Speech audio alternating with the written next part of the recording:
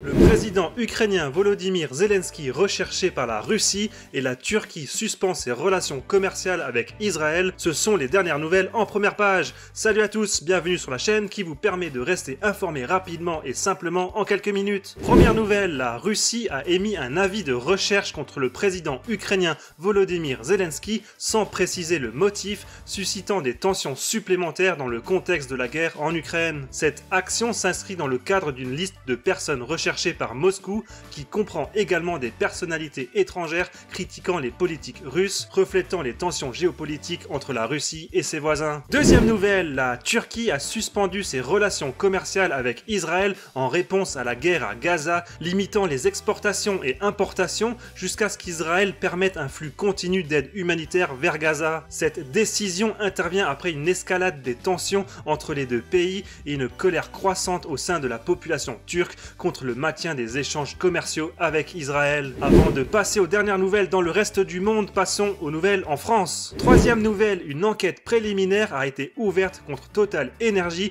pour homicide involontaire et non-assistance à personne en danger après une attaque djihadiste au Mozambique. Les plaignants accusent Total Energy de négligence pour avoir mené un méga projet gazier dans la région, tandis que Total Energy rejette fermement ces accusations. Quatrième nouvelle, RTE, Chantier de l'Atlantique et Hitachi Energy ont signé un contrat de 4,5 milliards d'euros pour construire 3 plateformes électriques destinées à équiper des futurs parcs éoliens en mer. Cela représente un engagement majeur dans le développement de l'énergie éolienne en France, avec des plateformes adaptées à la nouvelle génération de parcs offshore fabriqués à Saint-Nazaire. L'initiative devrait avoir d'importantes retombées économiques en Europe, notamment en France. Et voici les dernières nouvelles du reste du monde. Mais avant de continuer, n'oubliez pas de vous abonner à la chaîne si vous appréciez le contenu et de partager et commenter la vidéo pour soutenir le travail. Merci à vous. Cinquième nouvelle, entre 2021 et 2023, les banques mondiales ont prêté près de 400 milliards d'euros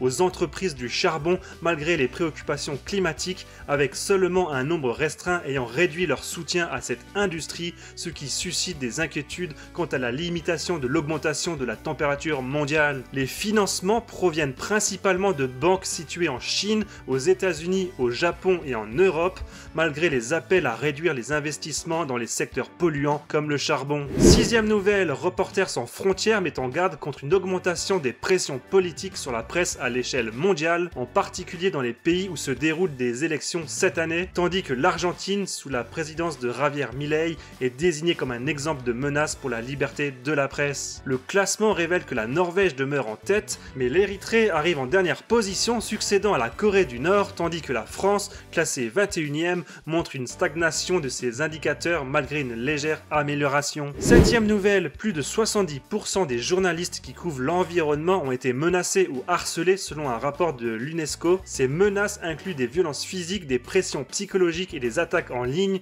mettant en danger la liberté de la presse et la diffusion d'informations cruciales sur les crises environnementales. Huitième nouvelle, plusieurs milliers de manifestants ont protesté en Géorgie contre la loi sur l'influence étrangère, dénoncée comme répressive par les Occidentaux. Malgré une baisse de la participation par rapport aux manifestations précédentes, les protestataires ont exprimé leur opposition devant l'hôtel Paragraphe et le siège du parti au pouvoir, accusant le gouvernement de favoriser les intérêts russes. Neuvième nouvelle, la Cour suprême du Népal a ordonné au gouvernement de limiter le nombre de permis délivrés pour l'ascension de l'Everest suite à des préoccupations concernant la pression exercée sur la montagne et la protection de l'environnement. Cette décision vise à préserver les montagnes népalaises, parmi les plus élevées du monde, en réponse aux inquiétudes croissantes concernant la surpopulation et les problèmes environnementaux liés au tourisme d'alpinisme. Dixième nouvelle, la Chine a lancé une mission vers la Lune pour récupérer des échantillons de sa face cachée, ce qui serait une première dans l'histoire spatiale humaine, marquant un pas significatif dans la compréhension de la Lune et de l'espace,